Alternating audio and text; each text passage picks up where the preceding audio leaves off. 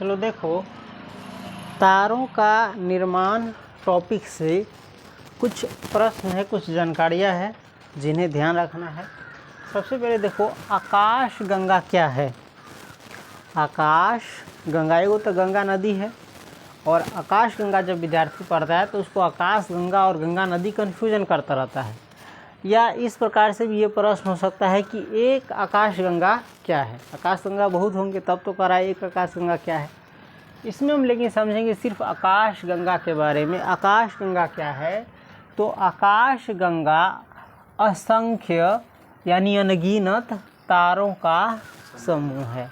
परीक्षा में पूछेगा आकाश गंगा से आप क्या समझते हैं, आकाश गंगा किसे कहते हैं, चाहे आकाश गंगा क्या है ना, चाहे आकाश गंगा के बारे में बताइए। तो आकाश गंगा के बारे में कहेगा तो बहुत कुछ बता सकते हो। फिलहाल इसमें देखो आकाश गंगा क्या है, तो आकाश गंगा क्या है, असंख्य तारों का समूह है। गंगा नदी में क्या है, पानी है, तो नदी अलग है, लेकिन आकाश गंगा कह रहा है तो आकाश में जितने भी तारे हैं, है ना, उन तारों के अनगिनत समूह को क्या कहते हैं, आकाश गंगा। आकाश में क्या दिखता है, ज़्यादा से ज़्यादा तारा ही दिखता है, बादल तो नीचे हैं। तो आकाश गंगा किसे कहते हैं, असंख्य तारों के समूह को आकाश गंगा कहते हैं, या आकाश गंगा असंख्य तारों का समूह है। पहला टॉपिक समझ गया। दूसरा है, आकाश गंगा का व्यास कितना से कितना हो सकता है। आकाश गंगा का व्यास कितना से कितना हो सकता है, तो वृत्त पढ़ा है। वृत्त में व्यास के एक छोर से दूसरे छोर तक की दूरी को जो केंद्र से गुजरे, वृत्त के केंद्र से गुजरे, इसके पूरी दूरी को नाप रहा है, तो इसको कहते हैं कौन सी, व्यास। इसके आधे भाग को त्रिज्या कहा जाता था। ये पढ़ा होगा 10th में, 9th में भी पढ़ा होगा। तो इसी प्रकार से कह रहा है आकाश गंगा का व्यास कितना है, ये कितनी दूरी तक फैला हुआ है। तो देखो आकाश गंगा का व्यास जो है 80,000 से, कितना, 80,000 से 1,50,000 यानी 1.5 लाख प्रकाश वर्ष के बीच हो सकता है। आकाश गंगा का व्यास कितना से कितना हो सकता है, 80,000 से 1,50,000 प्रकाश वर्ष के बीच हो सकता है। प्रकाश वर्ष जानता है ना, इसमें सेंटीमीटर, मीटर, किलोमीटर नहीं कहा है। वृत्त सेंटीमीटर में निकालता था, इसका व्यास मीटर में निकालता था, किलोमीटर में भी ज़्यादा निकाल सकता था, लेकिन इन सब से भी बहुत बड़ा मात्रक है कौन सी, प्रकाश वर्ष। बहुत ज़्यादा जो अनंत तक की दूरी को मापने वाला है ना चीज़ है कौन, प्रकाश वर्ष। इंची, टेप, फीटा, किलोमीटर लेकर कहाँ तक जाएगा, कहीं तक जा सकता है, ज़्यादा दूरी तक नहीं जा सकता है। इसीलिए ये अधिक दूरी है, इसको नापने के लिए प्रकाश वर्ष की सहायता दी जाती है। उसके बाद है, निहारिका किसे कहा गया। निहारिका किसे कहा गया, निहारिका किसे कहा गया, तो आकाश गंगा के निर्माण की शुरुआत। अब देखो आकाश गंगा तो पढ़ लिए कि असंख्य तारों का समूह है। तो आकाश गंगा के निर्माण की शुरुआत, जब आकाश गंगा के निर्माण हुआ, तो आकाश गंगा के निर्माण की शुरुआत हाइड्रोजन गैस से बने। किस गैस से बने, हाइड्रोजन। हाइड्रोजन है ना का संकेत होता है H। हाइड्रोजन और ऑक्सीजन से मिलकर के पानी बना है। तो वही आकाश गंगा के निर्माण की शुरुआत जो है हाइड्रोजन गैस से बने। किस गैस से बने, हाइड्रोजन गैस से बने विशाल बादल के। जो बादल देखते हो वैसे वैसे से उससे भी बड़ा विशाल बादल, समझ गया। तो आकाश गंगा के निर्माण की शुरुआत बादल ज़्यादा ऊँच थोड़ी नहीं रहता है, नीचे रहता है। तो नीचे तुमको जब इतना बड़ा देखता है, इससे ज़्यादा आकाश गंगा कहाँ है, ऊपरी जोड़ लो, वो वहाँ पर की बात कर रहा है। आकाश गंगा के निर्माण की शुरुआत हाइड्रोजन गैस से बने विशाल बादल के संचयन से होती है। संचयन यानी मिलने से होती है, जिसे निहारिका कहा गया। समझ गया। उसके बाद है, अब देखो तारों का निर्माण कैसे हुआ। तरेगन जो हम रातों को देखते हैं टिमटिमाते हुए, चाहे कुछ भी, इन तारों का निर्माण कैसे हुआ। तो देखो आकाश गंगा के निर्माण की शुरुआत हाइड्रोजन गैस से बने विशाल बादल के संचयन से होती है, जिसे क्या कहा गया? निहारिका कहा गया। क्रमशः यानी बारी बारी से धीरे धीरे इस बढ़ती हुई निहारिका में यानी विशाल बादल के संचयन का और जैसे मान के चल इतना बड़ा है, इनमें और हाइड्रोजन गैस के बादल मिलते रहते हैं तो और ही कथी होते, बढ़वे न करते। तो क्रमशः इस बढ़ती हुई निहारिका में गैस के झुंड विकसित हुए। किनके झुंड विकसित हुए? गैसों के झुंड विकसित हुए। ये झुंड बढ़ते बढ़ते घने गैसीय पिंड बने, और ये झुंड जो है बढ़ते बढ़ते क्या बना? घना घना, बहुत घन है ना, कौन सी बने? गैसीय पिंड बने। पिंड जानता है ना, किसी वस्तु को भी कहा जाता है, चाहे आकाश में जो तारे देखते हो, चंद्रमा देखते हो, सूर्य देखते हो, इस सबको क्या कहा जाता है? आकाशीय वस्तु या पिंड कहा जाता है। तो ये झुंड बढ़ते बढ़ते क्या बने? घने गैसीय पिंड बना। एक प्रकार से जो तरेगन इतना को देखता है, ये बहुत बड़ा है, धरती से भी बड़ा, एक एक और विशाल क्या है? गैस की पिंड है ना, घना गैस के पिंड है। धरती जो तरेगन देखता है एखुन को तरेगन धरती से क्या है? बहुत बड़ा है। तो ये गैसीय पिंड बने, जिनसे तारों का क्या हुआ? निर्माण शुरू हुआ। और देखो तुम गैस जलाते हो, जिस पर आजकल खाना बना रहे हो, ये भी क्या रहता है?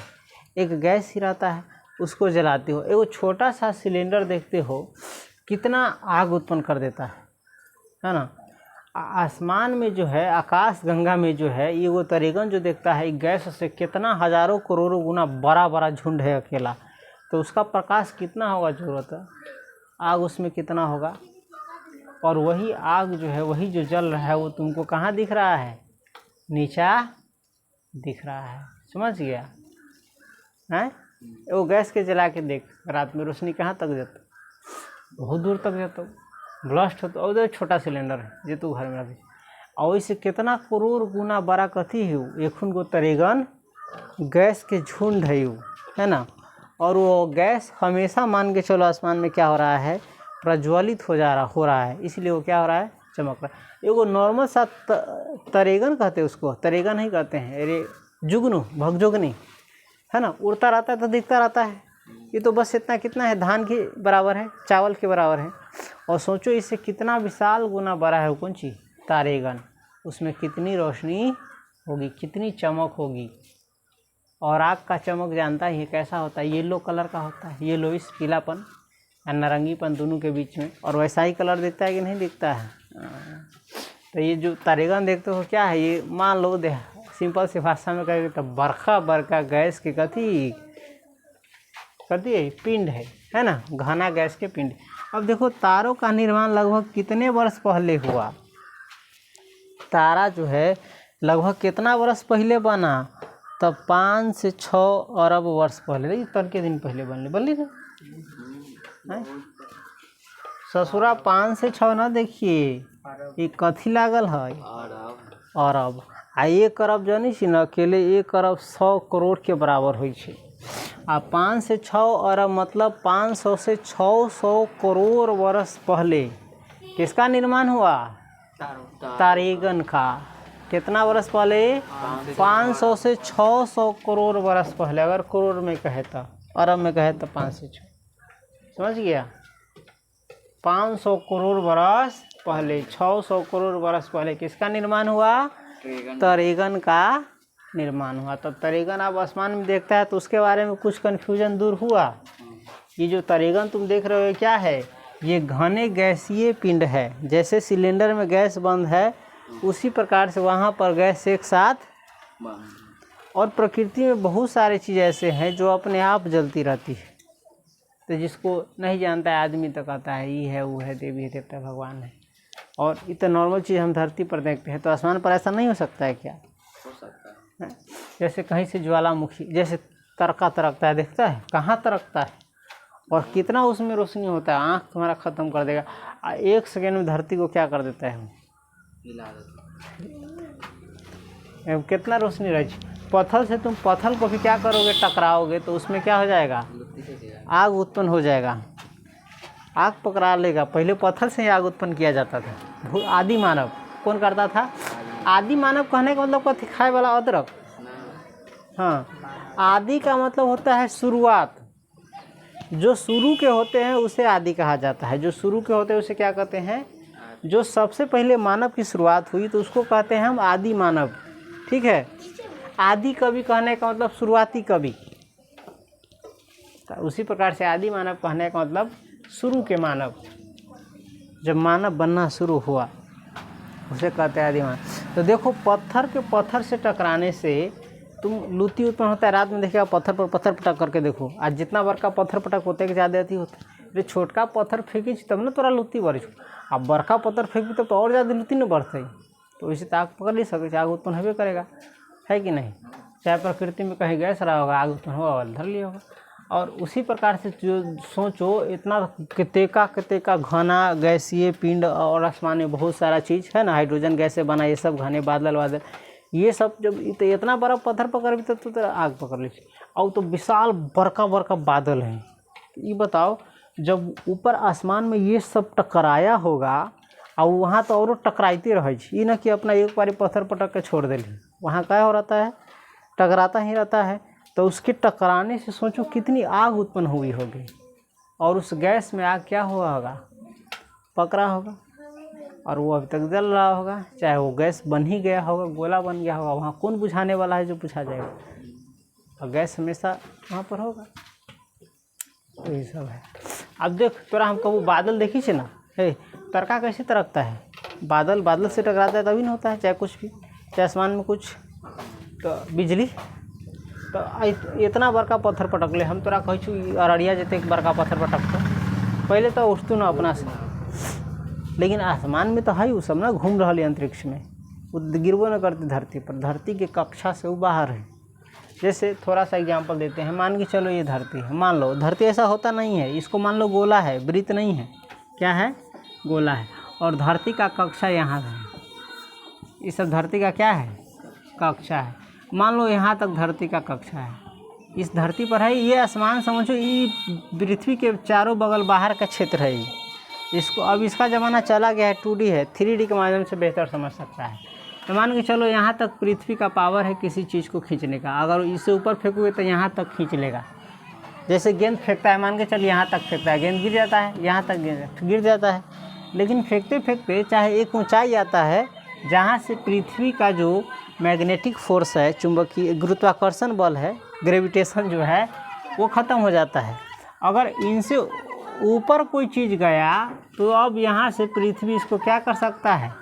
नहीं खींच सकता है। तो वो ऊपर ही क्या होता रहेगा? नाचता रहेगा, घूमता रहेगा, घूमते घूमते टकराता रहेगा, इधर से टकरा के उधर जाता रहेगा। तो उसके टकराने से आग उत्पन्न होगा कि नहीं होगा? हाँ, तो वही सब है, करेगा टकराया होगा कभी। चलो इसको नोट कर लो।